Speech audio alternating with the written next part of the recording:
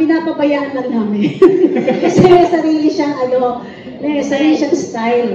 Yun. Kaya hindi kami nahirapan kasi siya na mismo yung gumagawa. Kasi, kami yung nagugulat. Kami nagugulat na, wow, ang galing. So, wala kaming problema. So, thank you, Tanya. Thank you po. Thank you. Angela? Ako naman po, syempre, nung unang-una po talaga, nakakakaba kasi di Miss Jamie Rivera po eh. Yes. And nung kunento ko pa lang po sa family ko, lalo na sa mama ko, siya po yung sobrang na-excite kasi idol po talaga kayo ni mama. Kaya po bungad ko po nung recording sa kanya na, Miss Jamie, pwede po ba ako makipag-selfie sa inyo? Sasend ko lang po sa nanay ko. Opo, ganun. Kaya, nung nagre-recording po kami, sobrang gaan din po mag-mentor ni Miss Jamie. Tapos, naman niya po kasi kinakabahan talaga ako noon.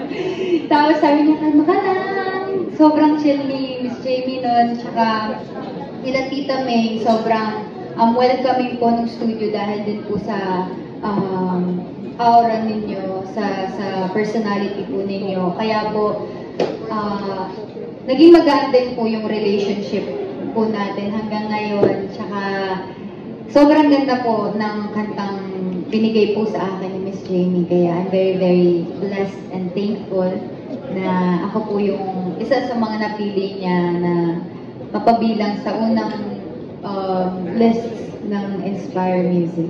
Okay po.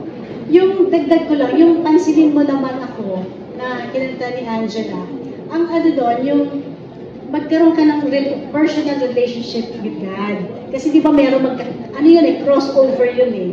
Crossover na pwedeng love song, pero talagang behind that is God. Kasi sinasabi ni Lord na, uy, pansinin mo naman ako, kasi madalas nakakalimutan natin siya. Yun, siya yung minsan nagsasabi na, pansinin ko naman ako, dahil kailangan natin magdasal. Yun ang story behind pansinin mo naman ako. Nabigyan justice ni Angela. Thank you. Thank you. Thank you. Angela, Jean? Ako po, yung experience ko po lang. Sa totoo lang po, idol din po ng mama ko si Miss Jamie. Bata pa lang po ako, maririnig ko po yung pagising ko bago pumasok ng school, yung Jubilee, yung Hillerland, lahat po. Kaya po ako din parang bata pa lang po ako, naririnig ko na talaga boses ni Miss Jamie. At hanggang ngayon po, nadala ko siya, nadala ko yung ugali na tuwing umaga nakikinig ako sa mga kanta ni Miss Jamie. Kaya po nung sinabi po sa akin na may gagawin pong kanta si Miss Jamie, tas kasama po ako, sobrang po akong natuwa and nabigla ko at the same time. Kasi sabi ko nga po kay Nanay Len, sabi ko kasi Nanay, hindi ako singer, sure po ba sila? Sabi ko, baka po na mali lang po ng pagkakasabi ng name, kasi hindi naman po talaga ako kumakanta. So sabi nila, hindi, tuturuan ka doon, Miss Jamie. Sabi ko, talaga? Tapos pagpasok ko po ng studio, na-stars lang po kay Miss Jamie. Kasi madalas po, boses lang po niya naririnig ko eh. Pero yung makita ko po siya ng harapan, tapos naririnig ko rin yung boses niya, sabi ko, hala, andito na siya sa harapan ko. Na sobrang kinakabahan po ako noon kahit habang nagre-record kami. Kasi sabi ko, paano pagka pumalya ako? Okay lang kung palitan nila ako on the spot. Pero yun nga po, sobrang haba po ng pasensya sa akin ni Miss Jamie. Thank you so much po. Kaya po, nairaos po namin yung araw na yun ng recording. Pero overall po, I feel honored and very blessed. Actually, the honor is mine. Kasi, pinanonood kita sa Dirty Linen. Talagang gustong-gusto ko sa Dirty Linen. So sabi ko, pakantayin natin si Francine. Yun. Kasi, di ba sabi ko nga sa'yo, it's not the voice, it's the attitude. Dahil mukhang mabait yung bata ito. Pakantahin natin siya. Let's give her a chance. Kumanta. Yan lang. Thank you, Francine. Good choice. Thank you so much, Jamie. Our next question will come from the entertainment editor of Abante, ang napaka-jet setter na si June Lali. Go, June. Hi, Tito June. June! Yan, nagtitext ko eh. Nagde-deadline. Deadline? Sisend ako ng pictures kasi tamad yung mga writers ko. Hindi sila nagbigay ng pictures, nag-anap pa ako. Pero yan, congratulations, Jamie. Pero, syempre, alam mo, bago kita tanongin ko, congratulate ko, syempre, manager mo. Si Ming, ang sipag din mag-follow up ng Yes, congratulations, Ming Piñana. Kaya alam mo, talagang tinapos ko yung press con ko before 1 p.m. para sigurado makapunta dito yung press, makapunta rin ako kasi nakakahiya. Siyempre, isa ka sa pinaka-PR. Alam niyo po, eto sasabihin ko lang, no, si Jamie, napakabait kahit lagi kami kikita sa Robinson's Magnolia. Favorite niya po yung mall na yun. Talagang super ma-PR from way back pa ng Arts Days niya, talagang walang pinagbago sa kabaitan. Yan. Kaya we really love you. And syempre na-inspire kami pag nakikita ka. Kaya ang saya nga na may inspire music yan ang inihead. Oo. Syempre, Jamie, before, ang dami rin tumutulong sa'yo ngayon, no? Before, ang dami tumutulong sa'yo. Pero, ewan ko kung natanong na to kasi na-late ako, sorry. Ano yung, kasi nadatnan ko sila, yung mga sinasabi nila, nakakataba ng puso. Ang sarap-sarap pakinggan na ngayon kasi, ikaw na yung nag-give back sa daming tumulong rin sa'yo before, di ba? Yung hearing this, yung mga sinabi nila na favorite ka ng nanay nila, favorite ka ng ganito, kaya natutuwa rin sila maging part ng Inspire Music. Anong masasabi mo doon? Thank you for that wonderful question. Kita tayo sa road mark. Siyempre natutuwa ako kasi siyempre, yung ibig sabihin nun, may dinaanan pala ako. Kumbaga, ang ganda pala ng journey na nadaanan ko kasi yung mga nanay nila, yung mga lola nila, mga lolo nila, kilala ko. So, nagpapasalamat ako dahil ang dami ko pala naging supporters. Yun. And, of course, masaya din ako dahil nakikita ko nga na nakakapagtulong ako kung ano yung mga tinulong sa akin ng mga tao ng araw, mga managers ko, ng mga ng mga fans, nagbunga at ito ako ngayon. At payback time ngayon. Ang payback natin, hindi lang para sa mga artista, but para kay Lord. Yes. Yun. Kaya gano'n yung mga song na ginagawa namin. Kaya na-inspire ko. Ang bongga rin, sabi mo payback time, siyempre nakakabilib ka. Siyempre kami naman talaga alam namin yung ugali mo, yung kabaitan mo, yung pagiging makadiyos mo talaga. Payback time, ang ganda kasi hindi lahat ng mga veterans o yung mga nauna na they're really willing to help. Siyempre may mga pelikula tayo nakita, mga teleserye na nai-insecure, di ba? Pero, syempre, based naman yun talaga sa real life. Oo, talaga showbiz tayo, alam naman natin na may mga iba na instead na payback time, parang nakakaramdam ng insecurity, they're not willing to help, di ba? Oo, maraming Lavinia sa showbiz, oo, di ba? Lavinia Argeles, oo. Si Aaron Domingo, maraming gustong maging PR din, nagpapaturo sa kanya, but he's not willing to help. Okay? Hindi siya pero ikaw, yun nga, ang sarap na payback time yan. So, anong masasabi mo na para ma-inspire mo rin naman yung iba na, kasi yun na. Siyempre, huwag tayong maging ano ba yun, yung talangka? Ano ba yun sa mga... Crab mentality. Crab mentality, di ba? Huwag tayong ganun kasi lahat naman tayo, may dinaanan tayo eh. Di ba? Lahat naman tayo nag-struggle nung bago pa lang tayo sa mga career natin, ganun.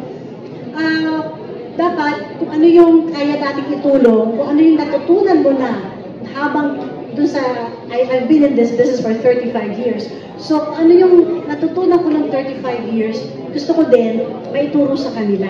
Kung ano yung encouragement na nakuha ko sa mga tumulong sa akin, ganoon na lang gagawin ko, i-encourage ko na silang kumanta. Wala difference yun. Ayan. Yan.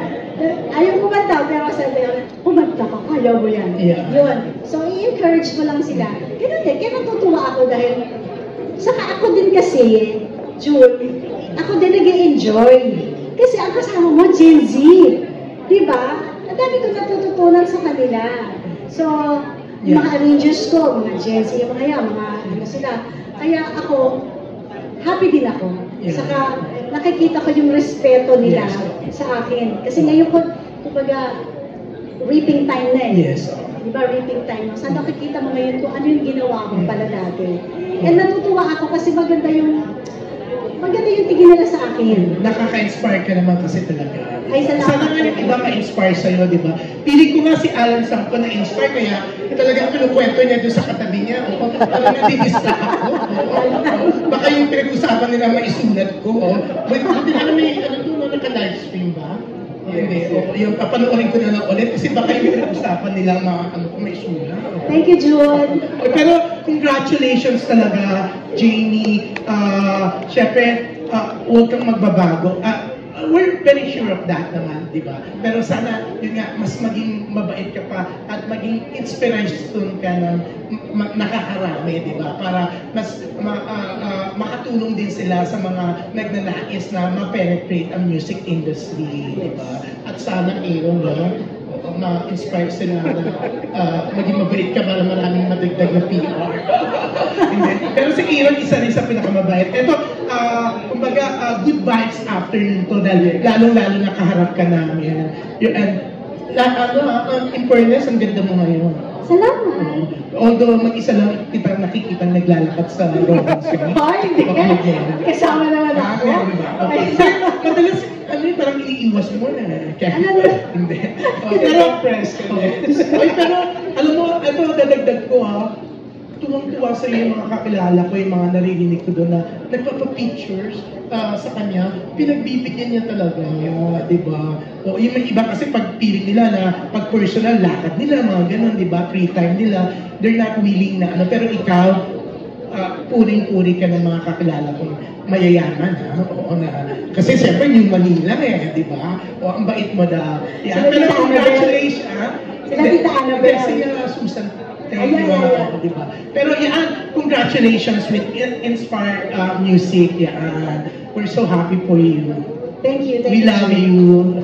Ladies and gentlemen, June Lalim. Maraming salamat kay Tito June Lalim, yes. Hindi ko alam na ikaw pala ang host, DJ Jaiho. Akala ko nga po ikaw, Tito June. Akala ko kasi nangyayap pa sa akin ng mic. Akala ko, hindi na mag-host, sabi ni Opo. Hinayaan ko na lang, Tito June, kasi sabi ko, nagbabanding pala si Tito June. Ikaw naman ang idol ko, Ikaw yung number 1 press con host, hindi ako.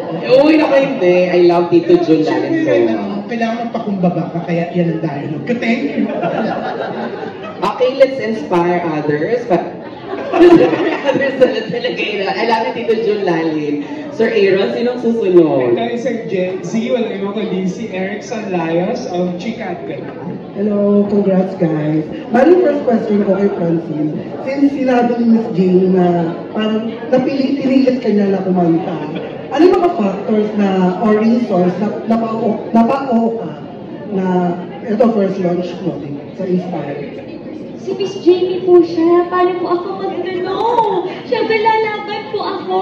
At saka po, sinabi ko po sa sarili ko na once in a lifetime.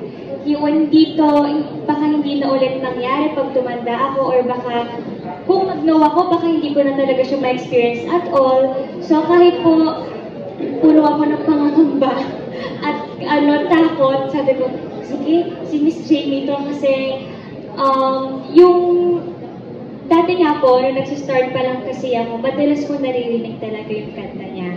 So I would say po na isa yung sa mga nag-inspire din sa akin to keep going po. Kaya po, I said yes, kahit hindi naman po talaga ako singer. And yun nga po, sabi ko naman po kanina, sobrang gaan po ka-trabaho ni Miss Jamie at napakahaba po ng pasensya niya sa akin. Kaya yun po. Thank you, Jane. Yung next question ko for Angela. So, since nandito na-launch ka dito sa Inspire Music, any dream collaboration na sana matupad under Inspire Music? Siyempre po, open po ako to any collaboration kasi kami-kami lang din naman pong mga musicians and artists na magtutulungan sa isa't isa. And with regards to Inspire Music, kung ano po yung ibibigay din sa ating collaboration ni Miss Jamie, I am really 100% willing to do, and at the same time, magandang experience siya and a new relationship to unlock kung sino man po yung makaka-collaborate. Pero anyone po, I'm very, very open to anyone. Yun po. Thank you. Thank you, guys. Thank you, Erickson. We have a question from Tito Michael Biggs Almacen of Biggs Bus and Abante. Go Biggs.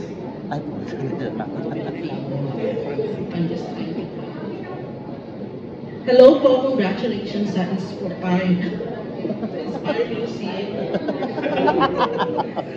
Ang tanong ko po para sa sa ating mga artists, sino po yung nagbibigay sa inyo ng inspirasyon ngayon? Let's start with Fana. Ako po ang nagbibigay po ng inspiration. Siyempre po, Nandito ba? Walang family. alam naman ko yung family. Siyempre si Pamela. Siyempre po, yung mga mahal ko sa buhay. Ayan, same. Pero ako po, yung mga mahal ko sa buhay na nandito ngayon. Ayan, so sila po yung lahat. Ayan, sila po yung nag-inspirasyon. Sila po yung nag-inspirasyon ko sa love story ko. Okay.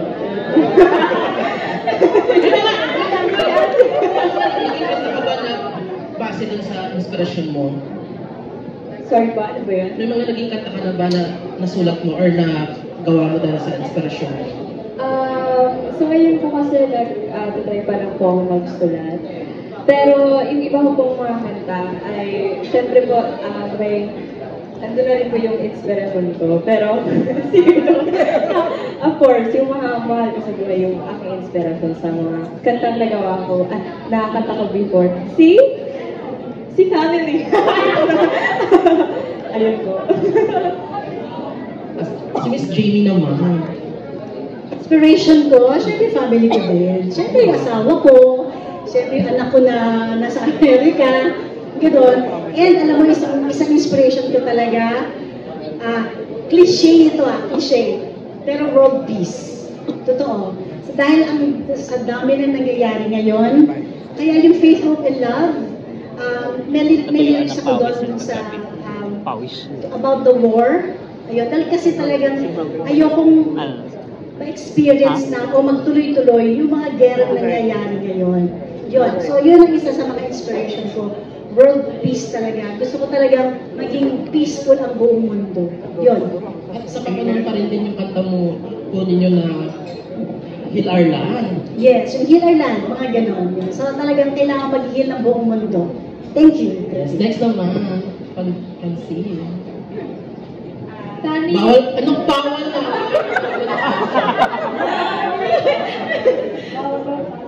Sige, yung aso ko na lang po. Family naman po talaga. Kasi sa kanila po ako nagsimula. Sila yung unang mundo ko at hanggang ngayon sila pa rin naman po ang mundo ko. Sa kanila ako kumukuha ng lakas.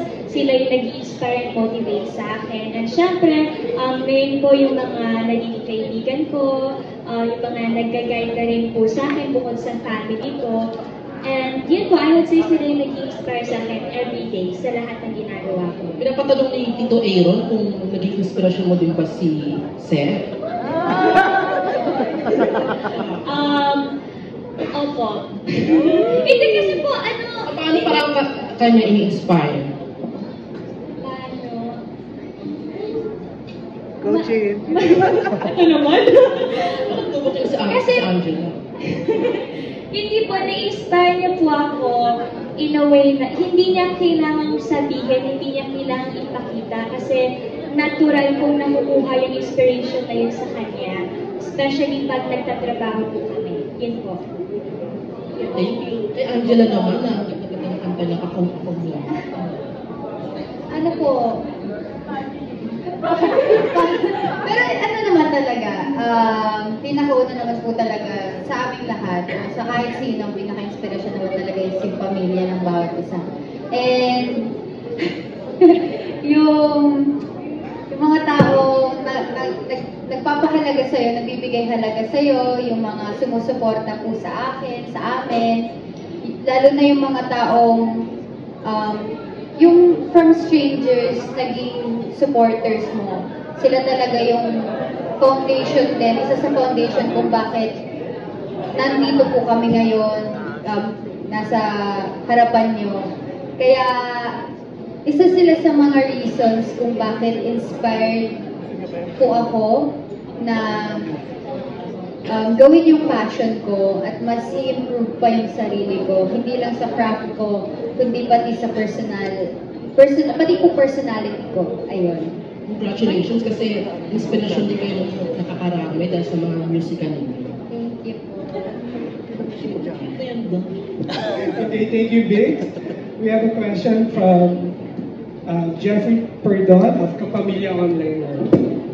Good afternoon po. Congratulations po for Hi, Jeff. behind Inspire Music. Question for Francine. Since nagkaroon ka na ng music dito sa Inspire Music, can we look forward to more music from you?